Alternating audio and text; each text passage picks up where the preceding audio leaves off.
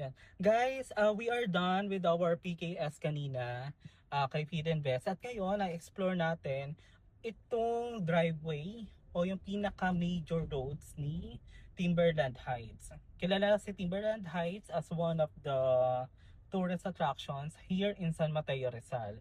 If you are interested na mag-invest with our lots here in Timberland Heights, meron tayong newly open na project which is si Celestia. Mamaya, bibisitahin natin yung site. While we are here, i-explore natin yung mga major roads na matadaanan natin dito. So kung di ka pa nakapunta or let's see, nasa ibang bansa ka, ipapakita natin yung mga kalsada ni Timberland Heights. Isa sa pinakamaganda na feature ni Timberland Heights, the same thing with our development Cahavela, they have a main road interconnecting all of their projects. So look at this. We have the, if I'm not mistaken, parang mga more than ano to, no? Mga 16 meters or 20.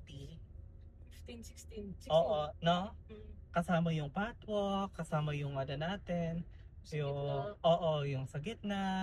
So, aside dun sa May patwalk natin, may mga trees na yan, no? correct.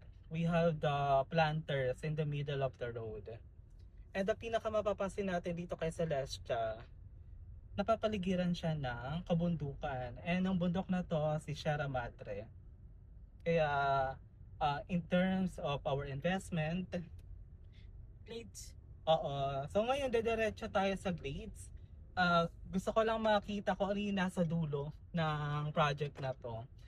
Mamaya dito sa left side, nandiyan yung pa Celestia pati kay Glades. Pero silipin na rin natin tong ano, itong part na to.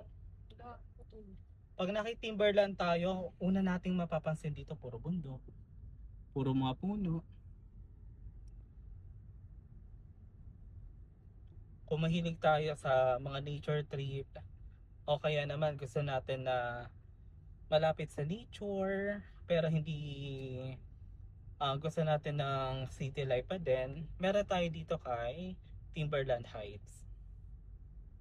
Sige, ikot na lang tayo. Oo, ano, naputo. Pwede kaya doon? Na ano? Hindi, no? So, ayun, ikot na nga. Ito na pala yung pinakadulo ng ating kalsada dito kay ano, Timberland. Based sa PKS amin kanina, may extend yung project natin hanggang dun sa may dulo. Yung nakikita nating development dito kay Timberland Heights, it's more on nagsisimula pa lang sila. Kumbaga, matagal na yung Timberland Heights, pero in terms of progress, in terms of opportunity na mag-grow, meron tayo niyan dito kay Timberland. Ngayon, papunta na tayo sa Celestia. Ito yung new project natin kay Timberland Heights. Sa Celestia, ang kinagandahan dito, isa siya sa pinakamataas sa area dito kay Timberland. Guaranteed yung mga overlooking na view natin, and at the same time, connected sa nature. Sama tayo doon. Oo. Sa Glades, no? Oo, sa Glades. Pwede kaya pumasok. Kahit hindi na tayo pumasok, okay lang. Makita lang natin yun, no? Yung pinaka Picture yung Glades. view. Yes. So kanina, galing na kami dito pero bumalik lang kami para makita nyo, magkaroon tayo ng tour ng entire project ni Timberland. Ongoing na nga yung development natin dito.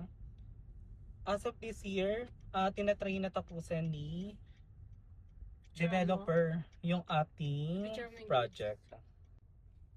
Pabalik na tayo guys dito nga sa ating Timberland. Bali, pa-exit na tayo. We are done with our walkthrough papunta doon sa ating site na City Glades.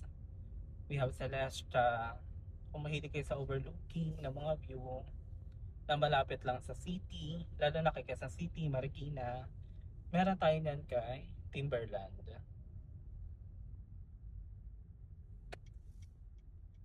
Dito kay Timberland, bawat lingon mo, right, that mapapansin mo yung puro puno. Kumbaga, yung exclusivity nandito kay Timberland. Even sabihin na natin siya na nasa tuktok tayo ng bundok, di ba? yung accessibility niya sa major cities na meron tayo kay Metro Manila.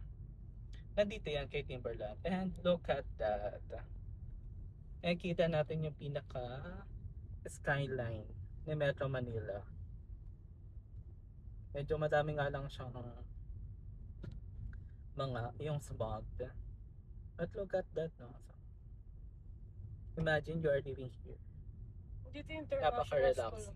Oo, we have the ward of, if I'm not mistaken. Ayan, sa left side natin. Ayun yung school within Timberland.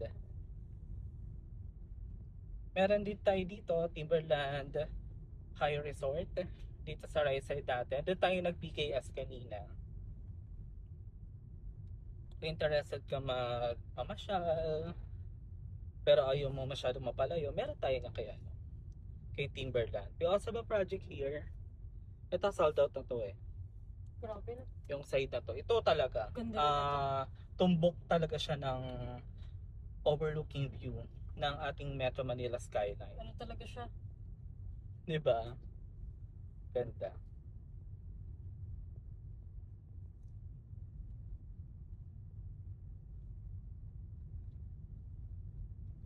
Nababa na tayo.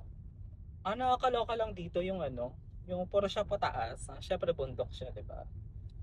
O pag pumasyal ka dito, o kaya titira tayo dito. Isa yun sa mga consideration natin. We have another project here. Ito, sold out na din siya. Marami na rin nakatira dito. Marami tayong mga premium luxury houses na nakabuild dito kay Timberland. Si Timberland para siyang Tagaytay. Pero dito sa side ng ng east.